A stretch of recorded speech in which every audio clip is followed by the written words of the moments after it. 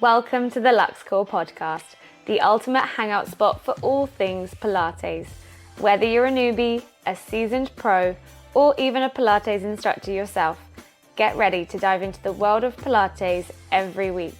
We'll be interviewing industry professionals, from instructors and studio owners to educators and even equipment designers, sharing their wisdom, sparking new conversations about hot topics, and hearing from some of your favorites in the field. So, if you're all about movement, wellness, and hearing expert tips on all things Pilates, then grab a comfy spot and let's get started.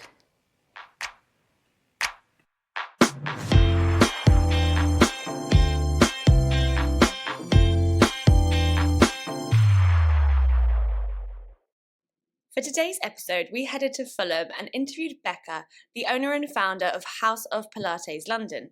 She shares an inspiring story of how her journey into Pilates started by training and teaching with New York Pilates.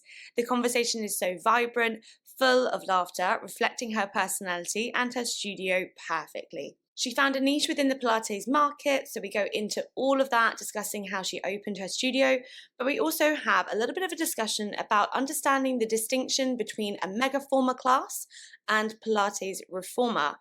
Enjoy this conversation. Unfortunately, we did have a little technical fault for the first 15 minutes of recording, but after that, everything goes smoothly. We hope you enjoy.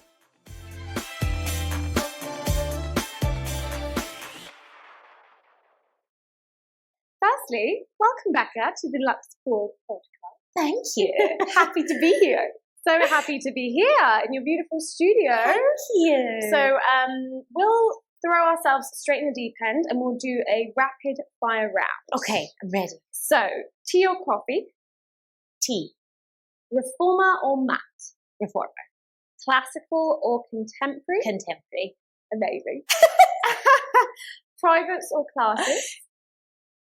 Post-COVID classes. I need to be with people again. And then bare feet or grip socks? Grip socks. Mm-hmm. Favorite athleisure brand right now? CRZ Yoga. Amazon brand. So good. I totally know what you mean. Amazon are changing the game. So good. It's so good quality. Yeah. And then favorite wellness tip you would give us? Lattes, matcha lattes, and poppies. I mean, if that isn't a wellness tip, I don't know what is. Incredible. Okay, that was probably my favorite. Should we just end there? We're happy with that. We're done.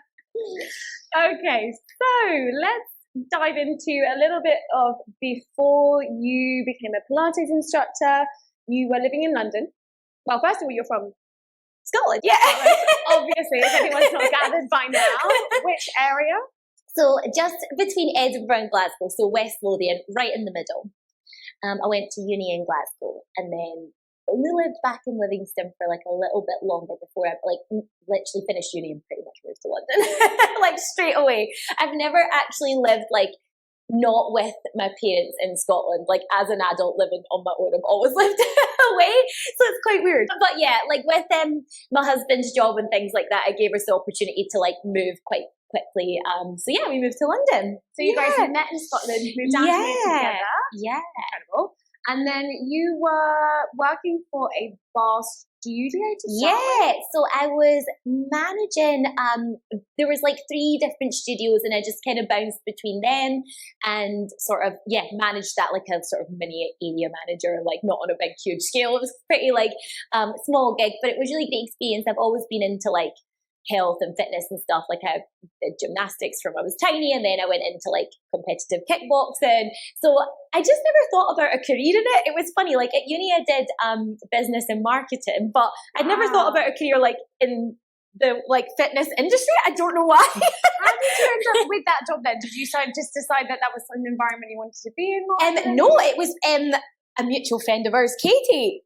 who was like teaching at this studio, and she was like, "Oh, you're looking for a job, like you're in London, blah blah blah," and yeah, and then she like introduced me to the owner, and then What a bet. yeah, I know. What So a I'm like, bet. she was like, and then as soon as I started working there and saw that people actually did that for a job, I was like, oh.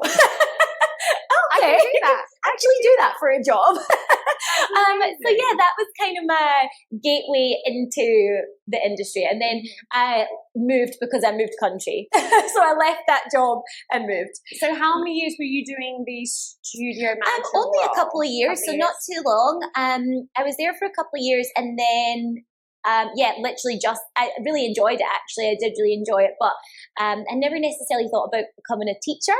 I think I'd like a little alarm bells were like, oh, that would be great. And I really liked, just from looking on, like the flexibility it gave you in your schedule. And yeah, I don't know, I just felt like it might be something that I would maybe be quite good at. But again, I was like, well, I don't know what I would teach. I didn't really know what to think of it again.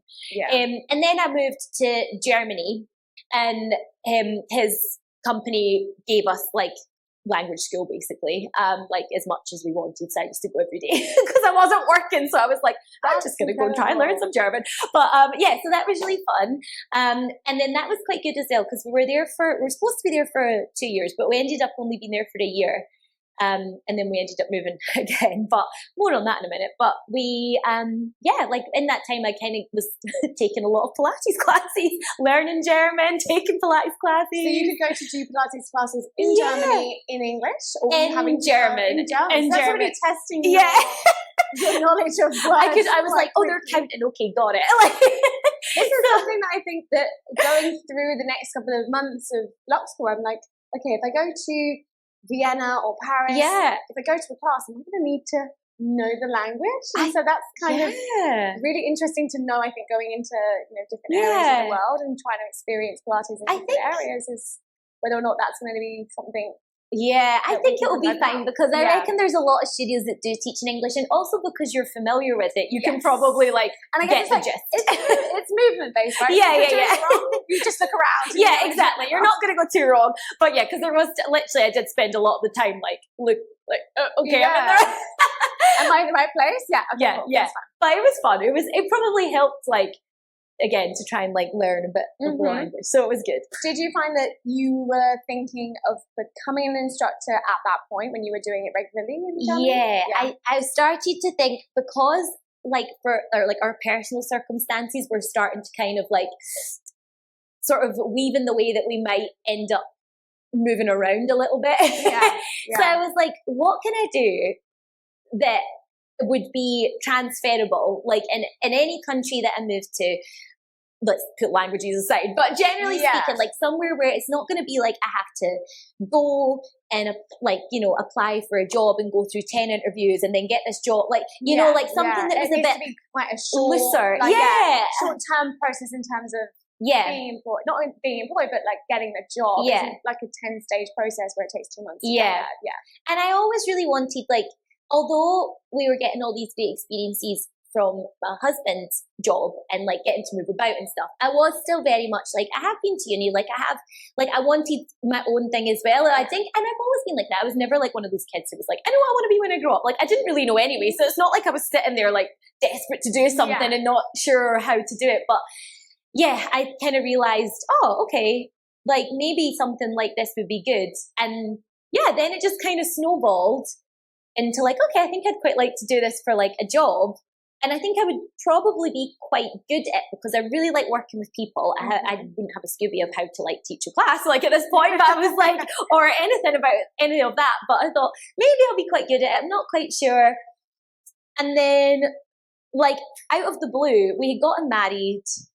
A few months later, we get a phone call to be like, do you want to move to New York? From my husband's employer. And we were like, he was like, and I was like, yes, like in the background, like, I'll go. So then when I realized that was going to be the move, I was like, okay, I'm going to make a move. So then I started applying to programs in New York. And then it was very quick the way it all happened. Like we went and saw, like we flew over, saw apartments, like started to like put feelers out. So then I started reaching out and getting in contact with places, and then just tried to like kick it off from the get-go. This is incredible. It's so exciting. What an opportunity to go to New York and just throw yourself straight I into know, the it was event. mad. It was mad. So good. So you moved in, was this before COVID? Yeah. 18? Maybe it was 18. Okay, so good for you. Yeah. Yeah. 2018. And it all worked out that I did like my application for the program that I wanted, and I like did a bit of research, blah, blah, blah. And then I had to do like an audition for the program as well to get into it. And I obviously contacted them to be like, well, I'm still in Germany. Like, so they let me do the audition like online. And wow, that's yeah, beautiful. and it was like, it wasn't an audition of like how to teach, because like I didn't know how to teach, but it was like an audition. I can't remember what you had to do, but it was basically to get you to describe something, but like in a way that you could use like visual things and like just how you would describe something, and like to show your personality, I think, as well a bit. It was like really weird, but it was fun. And I did that online, and then I got like an email like a while after being like, accepted. The course starts 2 days after you move to New York. So I was literally like, wow. oh my God, like unpacking my case, like trying to find my leggings to go and start this like course. Insane. So it was so crazy. But the good thing was I met loads of friends straight away, because I started the course and then like met everyone who I'm still friends with. Straight in the deep end. Exactly. And also, I guess that stopped you from that whole procrastinating, getting inside your own head. Yeah. And I think you just, again, the idea of throwing yourself in the deep end takes away any sort of preempted nerves that you might have had. I mean, I've said it's not nerve-wracking, but you threw yourself in, found friends and a workplace within the space of 2 days of moving to a brand new city and a new country. I know, it was it worked out so well. Highly recommend starting something straight away. It seems overwhelming, but it is better. And almost just don't think about it, just do it. Yeah, just do it. That's the thing. And then I was like, there was never any loneliness. There was never anything like that. I was like, I'm straight in. I've got all these friends, and I'm like, and you just learn as you go. Yeah, it was great. It was so good. So yeah, and that's how it all began.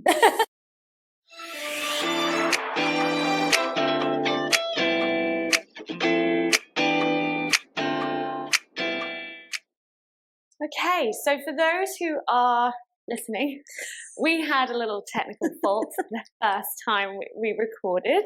So we're back for part 2 that we're merging into one. So we ended the conversation last time talking about your journey into New York City and starting your training after landing 2 days beforehand. Such a whirlwind. So getting straight back into that, you had started with New York Pilates. Yes. Sorry, when you said your journey into New York City, it just made me think, you know, Elf, the Christmas film. That's just felt like me, Buddy the Elf, like venturing into the big city, like my journey to New York City. Oh my gosh. This is amazing. Yes. So then, got to New York City through the candy cane, swirly twirly. Oh my gosh, yeah. Got to New York and started my Pilates training. Started that real quick, like 2 or 3 days after I got there. So yeah, that was good. And you started with your mat. I started with mat. So I did mat first because I wasn't sure, because I was like, what if I'm not very good at being a teacher? So I didn't want to commit to like the full program of like the comprehensive certification, because it was like mat, the way it was back then, it was just mat first, and then all of the equipment. It's like you couldn't just do reformer, you can just do this or that. No, yeah. So I was like, I don't know if I want to commit to all that, and plus it was going to take me like a year probably to complete. So I thought, let me do mat first and see how I get on. But like as soon as I started learning it and like the penny started to drop, I was like, oh yeah, I really like this. And when I was so nervous, like as a person, which is really hard to believe, I'm not very good at like speaking like in public, or I never used to be. I used to be a bit more shy.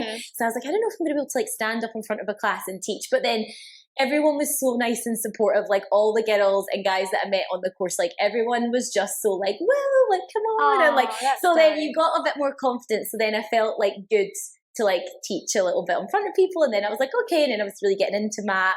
And then they were like, so what are you going to do? Like, are you going to continue, or are you going to just do mat and that's that? And I was like, right, I'll continue. So then I decided to sign up. And then literally, I think there was maybe a gap of like 3 or 4 weeks. And then the other, like the course then started. So how long does the mat training take with them? The mat training was, I think it was over a few months. I want to say it was from like when I moved end of September, start of October. I think it was just before Christmas I did the mat. So like a bit. a couple of months, I would say, and then into the equipment took me like pretty much all in all probably about a year and a bit to like complete. And in the meantime just starting to like teach bits and bobs and stuff.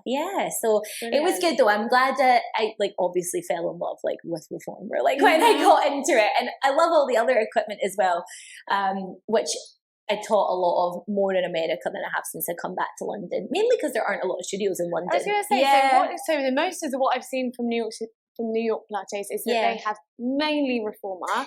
What other pieces of equipment do they tend to use? So they actually have like fully equipped private studios as well. So they have like their Reformer, their big Reformer rooms like in most of the studios, and then like they have a separate bit, not in all of the studio locations, but in some of them. And then it was like they had like Cadillac, chair, barrel, like everything. They had like everything down in a private section, so there'd usually be like a few privates going on at one time as well. And the way that they teach is quite contemporary based, or do they kind of go I was definitely trained contemporary and more like on that style of things. When I try and do like a classical Pilates class, I'm like, oh my god, this is so hard. Like, what is this? Because it's just totally different from how I've pretty much always done it since the start.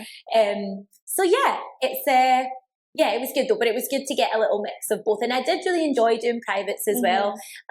Then COVID happened, and obviously the rules in New York were different. You were allowed like certain capacities and things like that.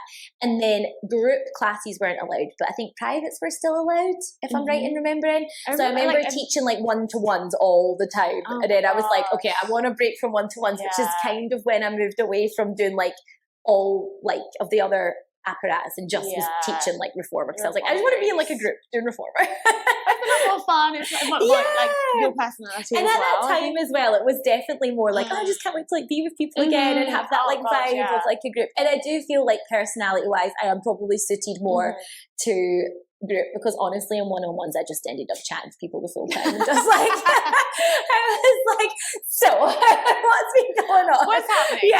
I do feel like sometimes you end up with the privates, it's a little bit of a therapy session at the same time, or it's like a coffee and a chat, and then we get into Pilates like 20 minutes after the time started. I still have a client from America that I see on Zoom every week, and I swear he just likes to chat. Like he's like, I'm like, so shall we? And he's like, but first let me ask, have you watched The Crown? Like he asks all things about the UK, and I'm like, yes. And then we do a little bit, and then we chat some more. But I'm definitely more suited to group.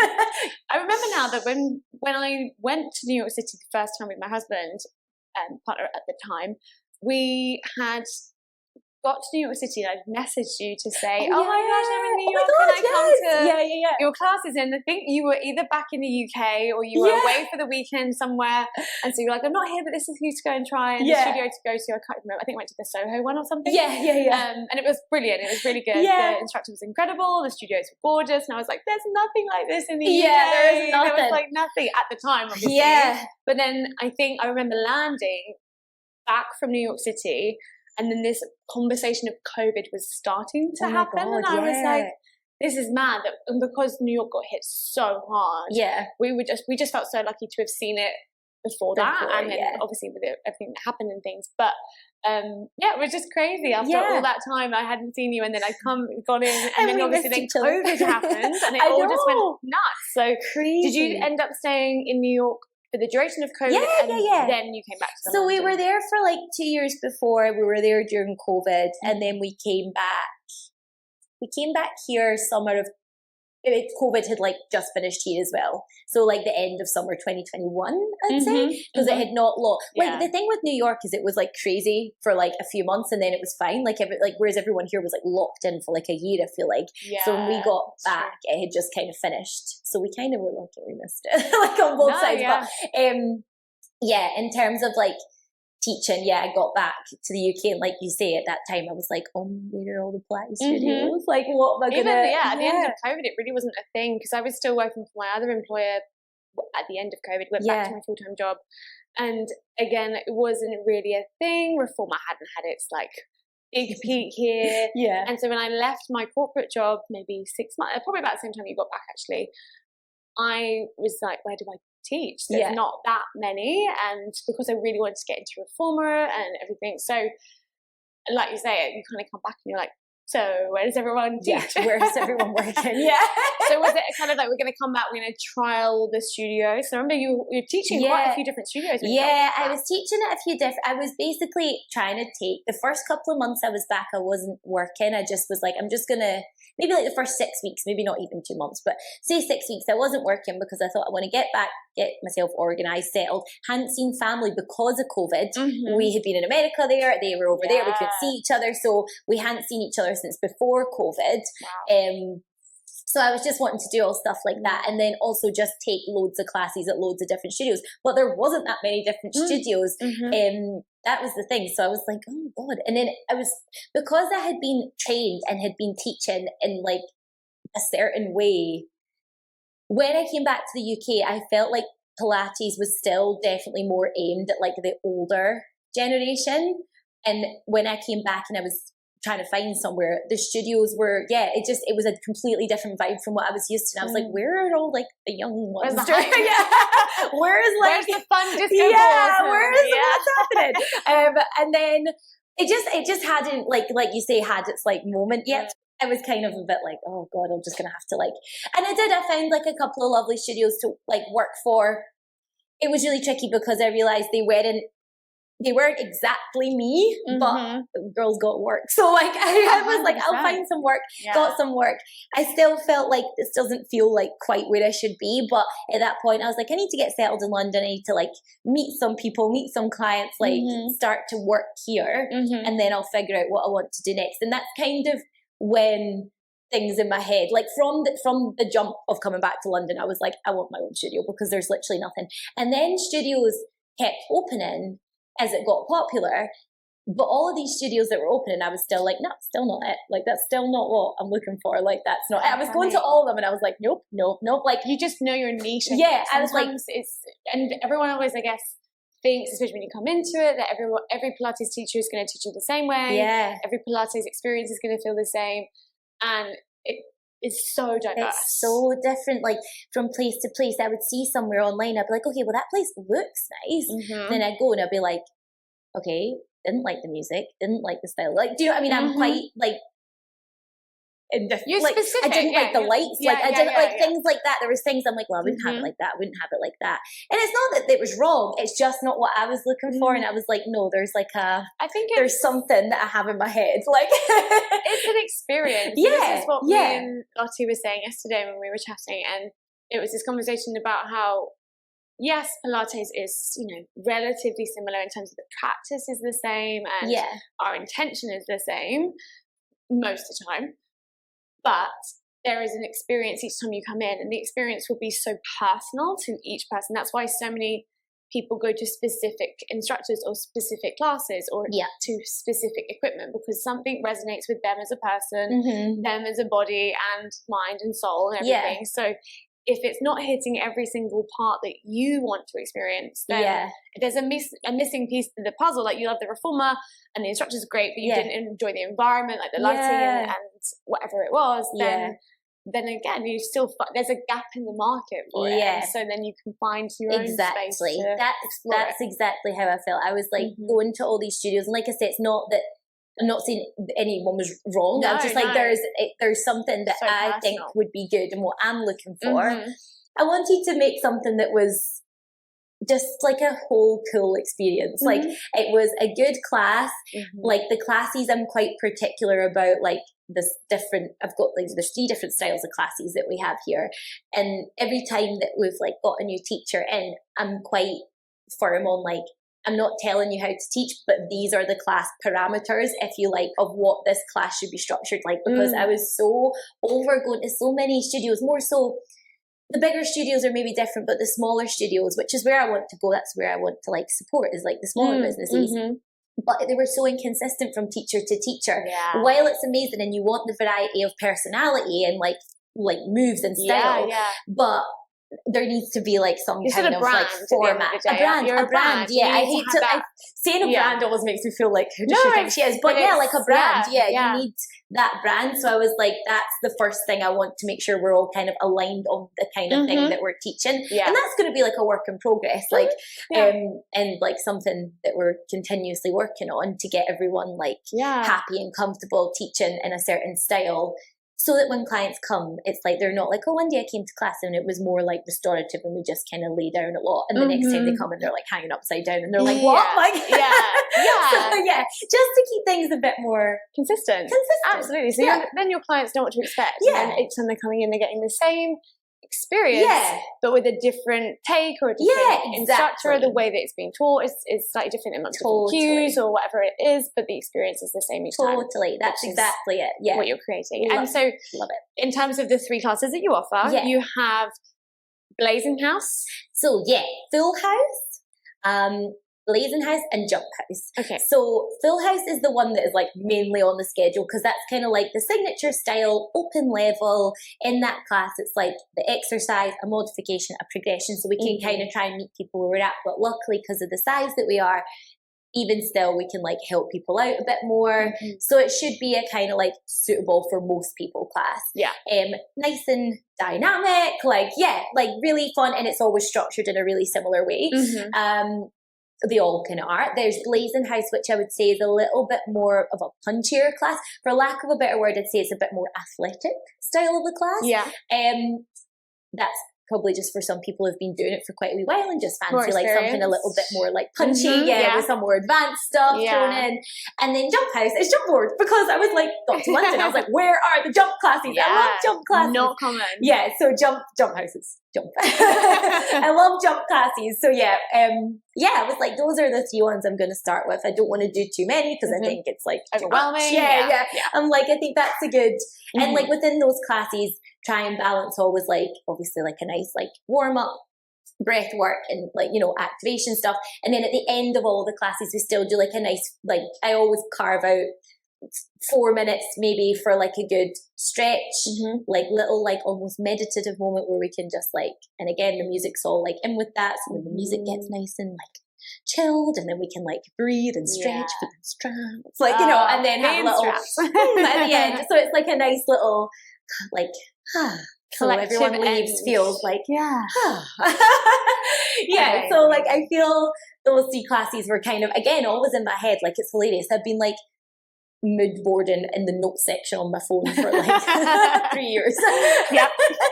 So it's definitely, but I feel like it's working out because I think people are you guys like, getting the classes that your schedule's crazy. Yeah, and you had your first totally sold out bank holiday, which was incredible. It was so good. I was so excited. But of course, like there's highs and lows. It's always like, it's probably like a lot of things like can be really randomly inconsistent at times. And like while I'm excited for those days that are like busy and waitlisted, like I'm also aware that the next day could be like really quiet. So it's hard to judge, I guess, as well, isn't it? Because you end up feeling that it only takes a bank holiday weekend or half time to come along, and where you think this consistency comes from, and then suddenly goes, ooh, and then it comes back up. But it's just a flexible flow. But, life is a roller coaster, as a wise man once said. Just gotta ride it. So I feel like we are just figuring it out because it's obviously like the first year. So it was like Easter. I was like, I don't know, do I keep the classes on? Do I take them off? Because you opened in January, right? Yeah, January, second week of January. Amazing. And when you first found this space, your choice, how did you choose the Aligned Pilates Reformers? Was that? So I'd heard Balance Body, don't bring them in.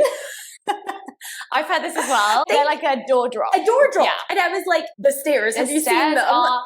So I was thinking, I was like trained with that, like the equipment was all Balance Body. So I was like used to the best, like most familiar equipment for me would have been Balance Body, like Allegro 2 for the Reformer. I was thinking, I'm not sure about that. But anyway, then I started thinking, let me have a little look. I'd used the line a few times and then I was having a wee nosy around just like when I say spreadsheet, and my husband was spreadsheet, and I was just like, he was like, let's start to put like a proper plan together. And I was like, yeah, just looking at the pretty reformers.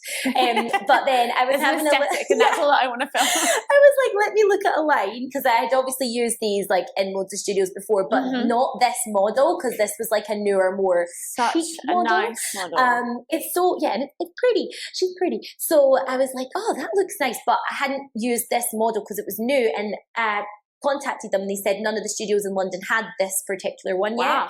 So he was like, but we have a showroom like in the Midlands somewhere. He was like, so you can come and try it out. Brilliant. So then one weekend we just drove up and then tried it out, and I was like, oh yeah, and they were like lovely, really helpful.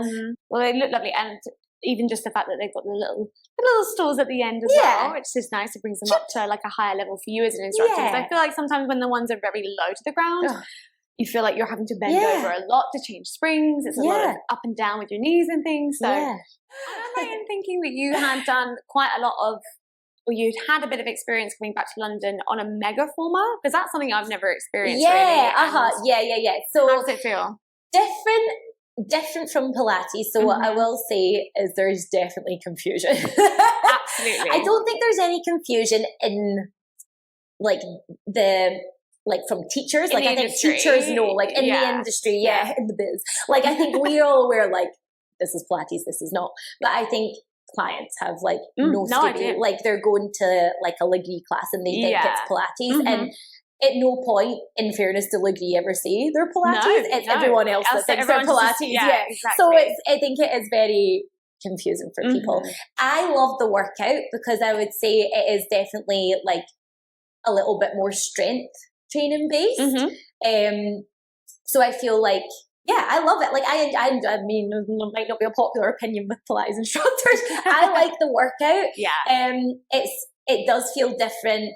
I would say the class styles, the way that they've like made their classes is a lot of like isometric movements, lots of holds, lots of like challenging things on various like springs. And but I would say I do still think that if you're good, this is just my opinion, I still think you're better placed to do like a Megaformer if you've got experience in Pilates. Although it's not Pilates, as we know, there are loads of similarities like in the movements. They just call them like funny names as well. So that's when you're like, but you're doing it, you're like, oh, actually this is the same as, And like you say, if you've got the experience from a Pilates standpoint to make it a safe practice, then you feel like going on to any Megaformer, you would just get more out of you it.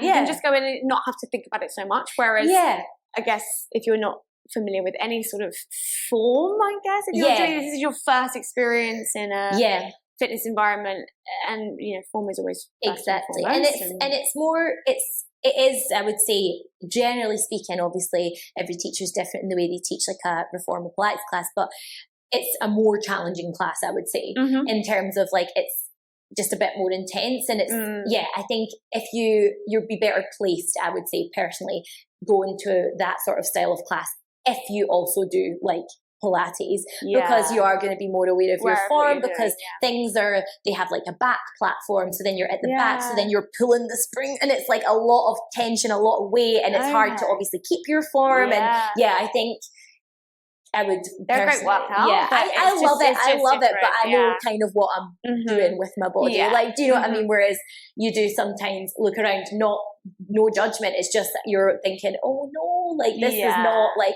and because generally the studios are really big, people can't help them. And I do believe that a lot of the Megaformer studios now do like a starter version of the class so that people can go in at a more entry level, which I think is really good.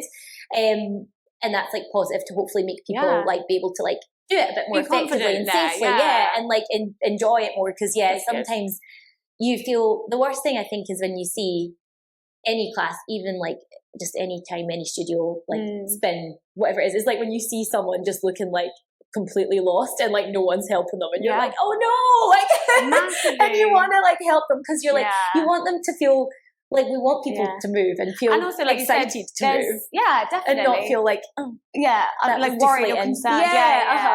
Like with the classes being bigger sizes as well. And if you did get like a bunch of new people like in a class, it's like the teachers, I don't know how they can like control that. Like, because if there's so many people in the room to get I mean, you've only got to look on Instagram to see the amount of accidents that happen on reformers. I know. And it's you know, it can be a dangerous piece of equipment. I'm not sure that I'm familiar with the Megaformers as much, but a reformer used incorrectly or with someone who's inexperienced or untrained is a dangerous piece of equipment. I would say the same for like a Megaformer. If not more so, because there's like two ends of the machine to contend with, whereas the back of the machine, unless you have a tower at the back, like you're not using it as much. Sometimes use the riser poles, but like you're not up there too much of the time. But I would say, the same. And the thing is as well, from what I'm led to believe, you don't have to hold much of a qualification in terms of like, you don't have to be a Pilates instructor to teach. Like when I learned, and I think you learned, it was like I said, it took me about a year, maybe just over a year all in to do it. And even still, I'm literally like, take the strap, don't tug the strap. Like I am so this like safe practice is first and foremost. Whereas there's people, 100%. I guess, that are now, because of the popularity of it, places are throwing up weekend courses left, right, and centre. I did so much training. I'm like, oh my god, everyone be careful. 100%. Yeah, I think that's it, and that's what we're not saying that a Megaformer or a reformer is one's better than the other. No, not at all. Obviously, we're biased. The conversation here is that we just want to make sure that everyone's doing safe practice, and that's safe practice first and foremost.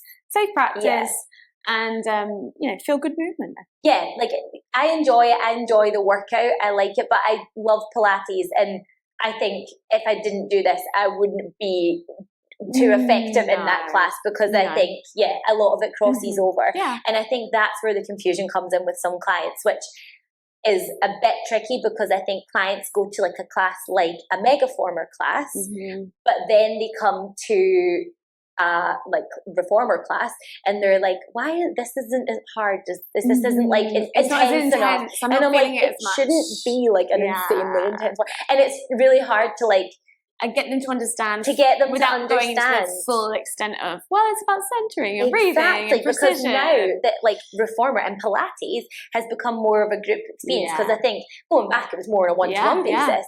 So like when people come to a group class, generally speaking, I would say they want like a punchy workout, but it's trying to explain. So in their head, they're like, well, I'm going to go to the Megaformer because that's like harder. Yeah. And I want to like. Or the fact that I think there's a strong misconception that heavier springs means a harder workout. Yeah.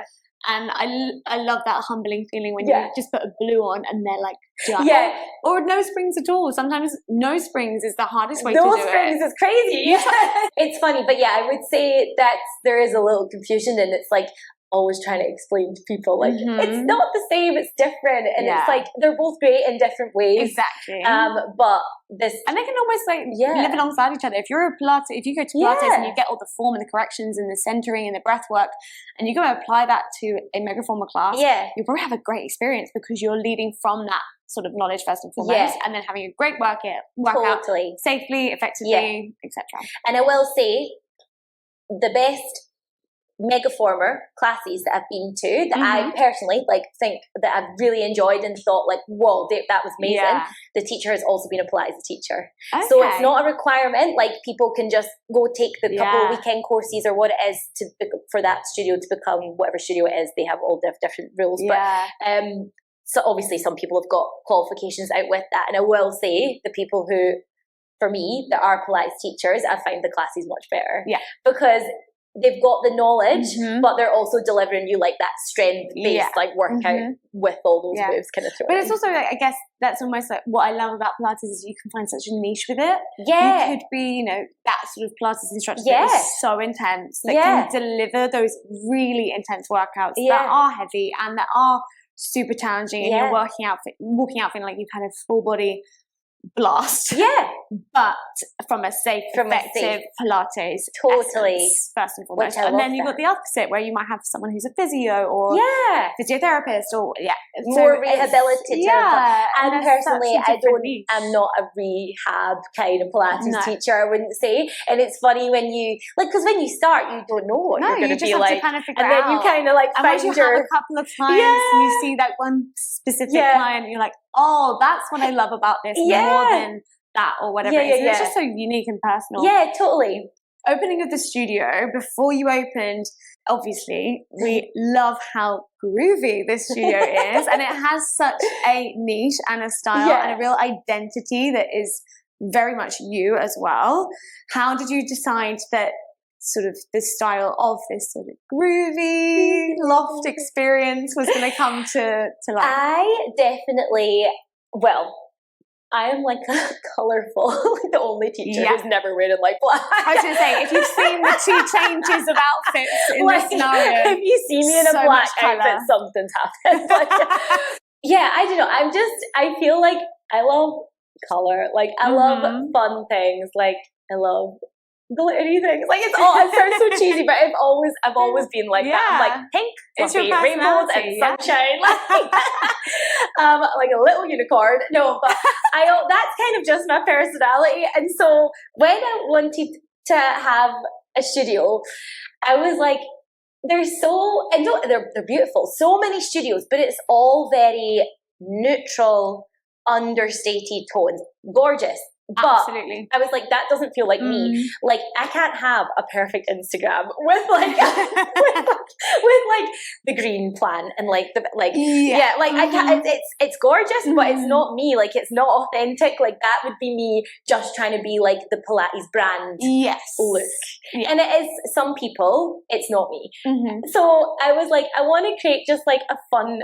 Honestly, like I just want to have like a fun little space. Like, I need to get, because obviously we're still quite new, there's like some other bits and bobs I've got my eye on online and things on auctions and things that I want to get for like the walls. But I'm like, I just love like colourful things, and I love disco balls. I have a tattoo of a disco ball. Like, I love like just groovy, fun, just like disco diva. I mean, I think what you've hit the nail on the head is that you kind of have to, in order for you to feel at home in this space day in, day out, and bring your personality to a brand and an experience, and to differ from somewhere else. I think that's exactly what you said. You just find that. Fortunately for me, I feel like because this is kind of more my personality, lucky that it is a wee bit different from like a lot of the other sort of general vibes in a lot of studios, which, like I say, are beautiful, but for me this is a bit more me, and I'm lucky because that does make it stand out a wee bit more, because so many people will be like, oh my god, I love your logo, or like, oh, this is so cute, look at this, or like they're like they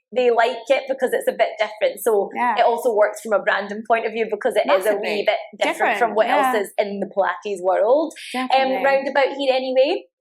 And then in terms of like the space, I was just needed a space. Like, honestly, like I wanted it to be in a certain location that I'd been looking around in.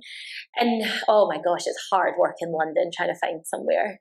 I'd looked at quite a few different places, and they were either too small or too big, and I didn't want to bite off more than I could chew, because for my first place, I was like, I don't want to get in over my head, like with rent. Like, I don't, like, no one might come. Like, I might not make any money. This is so true. So there was a lot to think about. Like, it's all like self-funded, like there's no, like, so I was like, there's no backup here. I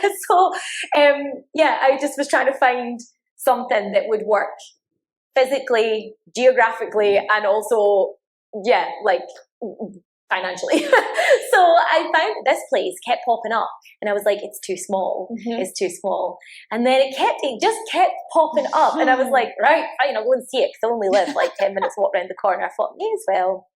So I came round, and then when I opened the door, I was like, oh, it does feel actually like okay. Like, first of all, actually, when I realised the actual location of it, that it was across the road from the tube station, I was like, okay, Becca, go in with an open mind, because the location is sick. The location is perfect. And then I came inside, and I was like, oh, actually, and I loved all the windows. I was like, this is cute. And it had all been like freshly painted and stuff, and I was like, oh, this is cute. And then the guy the estate agent guy, he had said he'd helped another person who was opening a Pilates studio like a year or two before, and he was like, what they did was they ordered like sheets of like wrapping paper almost, and measured them out to reformers and laid them out. He was like, why don't you come back in a few days, get some, and then we'll do that and see if we can make it fit. And I was like, so then I like, also on like webs, like there's literally room planner things online that you can do for reformers. I was like, no, I need to like see it. So like we came, I think you can't really appreciate that until you're experiencing it. So you could walk between the reformers, legs in straps gonna work. Can they stand either side and do lunges? Exactly. I was like, I'm trying to move my arms around, like, is there space? Like, I don't know. But yeah, we did that, and then I was like, oh my god, it does actually work. And I was like, because I only wanted to do 5 or 6 reformers anyway, so I was like, I'll just do 5 and then it should fit. And it did. And I was worried, like, when we first opened, I was like, oh my God, are people going to be like, oh my God, this is so small? Because there's all the big studios starting to open, and I was like, people aren't going to like my little place. And then everyone was like, oh my God, this is so cute. And I was like, I mean, thank God. Again, so different from where the big studios are coming in. Yeah. You've got a much more unique experience because people are just getting more time one-on-one with the instructor. Yeah. And with just 5, you feel like you're just having a little session with your friend. It doesn't Totally. feel like a massive class. It's really overwhelming. Everyone's chatty. Everyone's super friendly. So nice. And also, by the time you lie on your mat, you can't see anyone anyway. Exactly. So you wouldn't know necessarily that it's 2 or 10 or 20, but you can experience a much better class as a result of only having 5 of you. I think so. And I've worked in like different studios where there have been 18 people in a room and there's been 4 people in a room. And then 10. Like, so I've kind of had like a shot at different ones. And the smaller for me, I mean, don't get me wrong, the big ones can be fun, but like if you're lucky, because you really have to make sure, like if you get a group of people that are, but if you get like, 10 people super experienced, 5 people brand new, like then it can be like a lot. And you can't give people like a proper help. You'd have to give like 10 different like you can't, you only have like 2 hands and like you can only get to so many people. So it's not really possible. Whereas I feel in the smaller like setups that I've worked in, I've personally been like, this is so much nicer because you can really like help people. And I find that a lot of the sort of feedback we get is that people do really like that feedback, and they're like, oh my gosh, it's like a little like one-to-one, but it's in a group, so you get that group fun vibe, but you also get help. It's more accessible than maybe someone who can't afford a private, but they do want to have a little bit more one-on-one. You're still getting the class environment, the social environment. You book into a class last minute, you're not having to pre-plan or pay private prices or anything like that. More accessible. And then even for as an instructor, I feel like you don't necessarily get as much burnout because you're not teaching. It's so less stressful. It's just, you can take your time. It's not necessarily as intense as a one-to-one, so you haven't got to be so specifically. You're not being a therapist. There's not a therapist at the time. And then absolutely. But then you don't feel like you have to project like the 9th reformer at the end of the room. It's just all in keeping, it's all inclusive, and then you can just talk to each other and cue and change and adapt and not feel like you're having to control the whole room. It's definitely a nicer, for me, I feel like it's a nicer environment to work in, because and I think you can just control the class more, like, because there is less people, so you can just you can like keep everyone, hook everyone in and like keep them all together as a class. And then it's really nice as well, because I feel that what I also wanted with it being smaller was I want it to be like cute is the theme. Cute. I want everyone to like come in and feel like super welcome and like have a seat, chat to the person next to you. And it's so nice. In fact, in the last class I just taught before you came, there was five girls in here, and literally they were all just, they don't know each other, like, unless they've maybe met in here before, but they would all just sit and chit-chat. Like, it's so nice. And like, because a lot of studios you do go to, and you just go in and you take your seat, and that's fine. Some people don't want to go and chat, but you don't, there's no like social community, there's no interaction. And I do think, what I will say, having like moved away from London, and then moving to London, is London's quite like a lonely place. Like, I think it's hard to make friends in London. It's a common trait of what I've heard as I've just talked to more and more people. So I've had weird. Both you and then Lottie and Anna, everyone's come from either Australia or from New York or from any other area, but it can feel like a really lonely experience when you're first moving into a new city, and to even just have one place that's not work, people feel like obliged to chat to you at work and stuff. It's just a nice class, and you can invite, and you can find like your people as well. That's I feel like as we get more like into being open, because obviously we're still really new, I want to do a bit more with that, like in terms of like community, as much as, again, the community sometimes sounds a bit cheesy, but I do think that is really important. And we've got a lot of girls and guys that are, and I'd say I'm starting to see like the age range that we have, and I just think it's vibes. Like, everyone's so nice. It's just vibes. Like, and I'm like, we need to do something with that, because everyone is so nice. And I don't know what it is, but genuinely, I've worked in like different places, and you get different people coming through the door.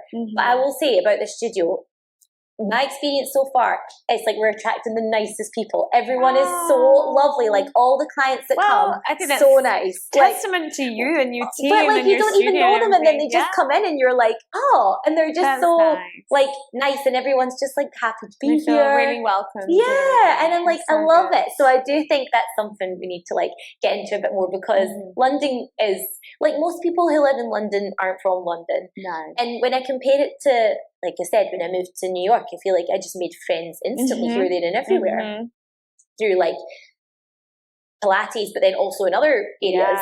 But in London, I think people do keep themselves a bit more. So I think not very chatty. Yeah, and like it can be like, I do love London, but it can be like a cold place. And I think people like have their little group of friends, and they're kind of just like, okay. Yeah, like that's us. I feel like the only time we're really sociable is when the sun comes out. And totally, everyone's like, we're all friends. Everyone's like, we're all like, but, yeah, I think that's the nice thing I want to sort of like lean into a bit here as well, is like, that's so nice. Have a little kiki.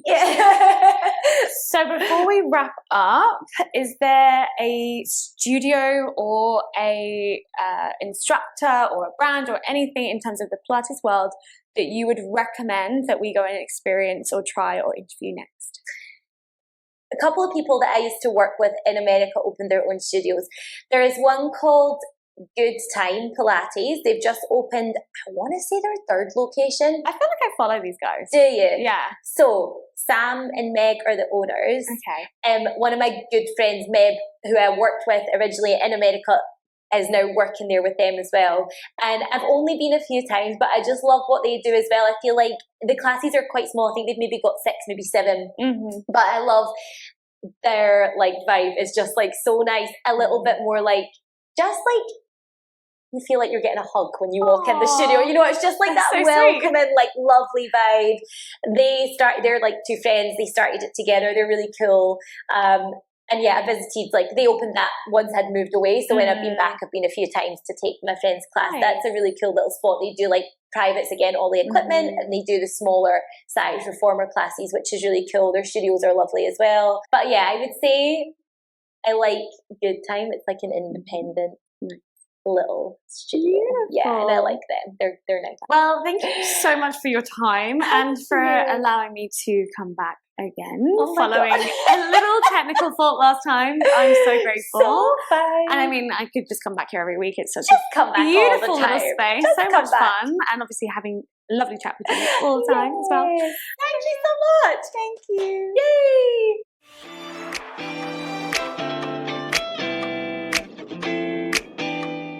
Thank you so much for joining today's episode. We hope you enjoyed it and found it valuable.